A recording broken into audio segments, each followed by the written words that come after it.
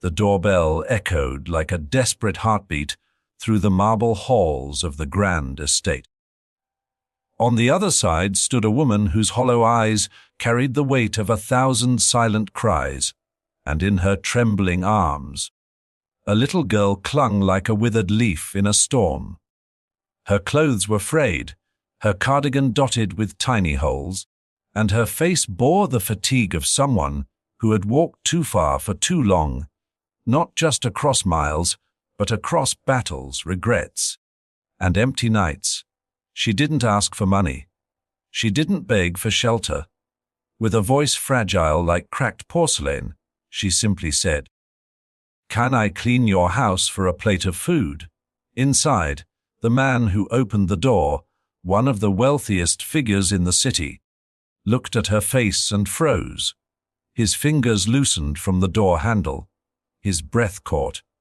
Because this wasn't just a stranger. This was her, the woman he had once failed.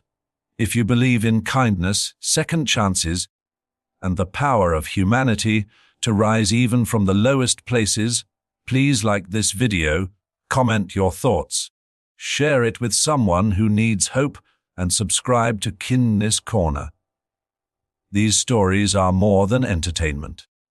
They're reminders of the goodness we still need in this world. Her name was Elena.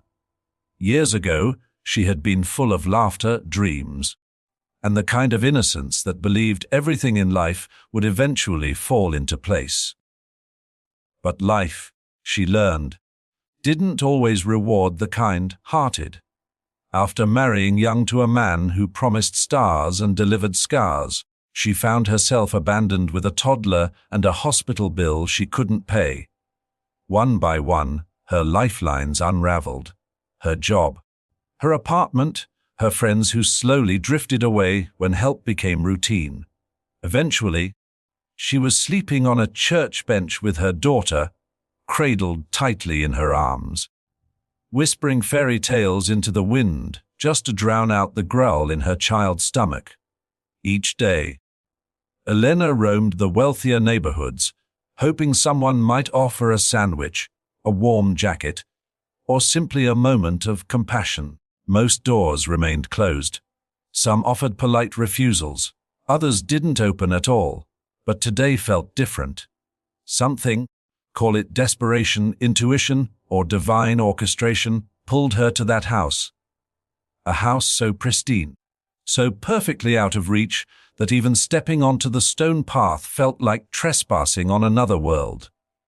Still, hunger doesn't recognize boundaries. She knocked inside. Liam Whitmore had just returned from a board meeting that had secured a $20 million contract. The media called him a visionary. Colleagues called him ruthless. But behind the designer suits and glass towers, he was a man who rarely looked back until that knock shattered something buried deep. When he saw Elena standing there, his eyes widened. Time folded inward. His thoughts scattered, because years ago, before money and mergers, before marble floors and media praise, he had known her. She was the girl who once stood in line behind him at a college food drive, quietly paying for her instant noodles while counting every dime. She was the girl who had smiled at him on rainy afternoons in the library when they were both broke, but alive with purpose. They were never close, but she had always left a mark. Her gentleness, her dignity, her way of making even silence feel warm. And one night he had seen her being screamed at by her boyfriend outside a diner.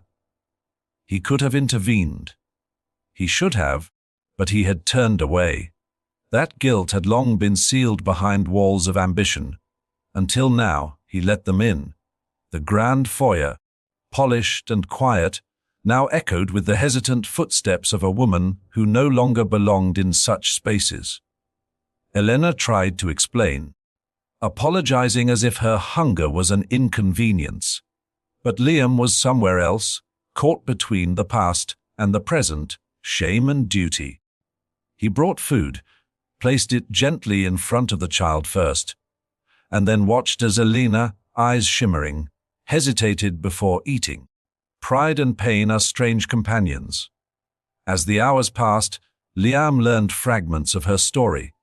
The abusive marriage, the shelter she had lost when funding dried up, the night spent at bus terminals and alleyways. But she never once blamed the world.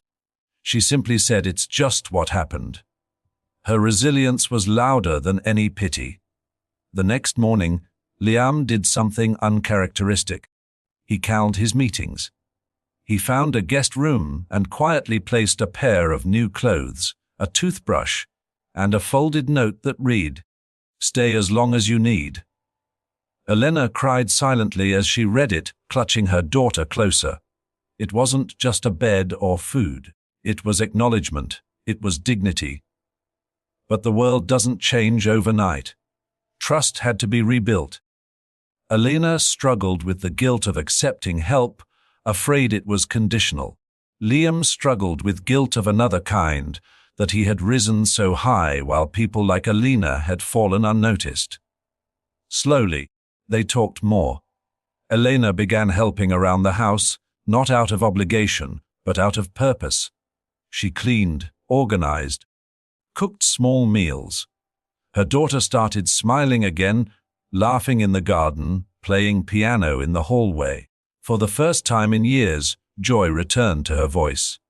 One afternoon, Liam returned from a charity gala and found Elena sitting by the window, sketching a little garden design.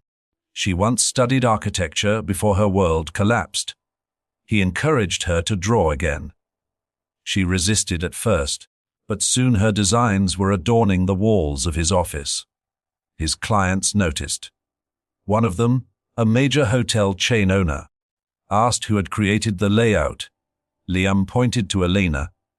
That single referral turned into a freelance project. That project turned into 3 more.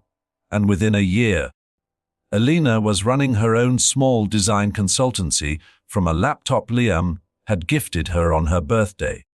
But the most touching moment came on a cold December morning. Elena came to Liam holding an envelope. She had saved enough for a small apartment. "You've done more than I could ever repay," she whispered. Liam held the envelope, but didn't open it instead. He walked her and her daughter to the front of the house where a fresh sign read, "Whitmore Foundation for Women and Children." It was Elena's idea, a shelter, a support system, a place where no mother would ever have to beg for food in exchange for dignity. As the sun rose behind them, the little girl tugged on Liam's sleeve and said, "Are you going to be our family now?" Liam knelt down, holding back tears. "I already am. If this story touched your heart, if it reminded you of the power of second chances, of unseen pain, of how one act of kindness can change everything, please like this video, share it with someone who might need hope today. And don't forget to subscribe to Kindness Corner. We're not just telling stories. We're reminding the world that empathy still exists. Speech balloon special request. Before you go, please leave a comment below. Just a heart emoji or a few words, whatever you feel. Your comment might be the light someone else needs today. Ask ChatGPT.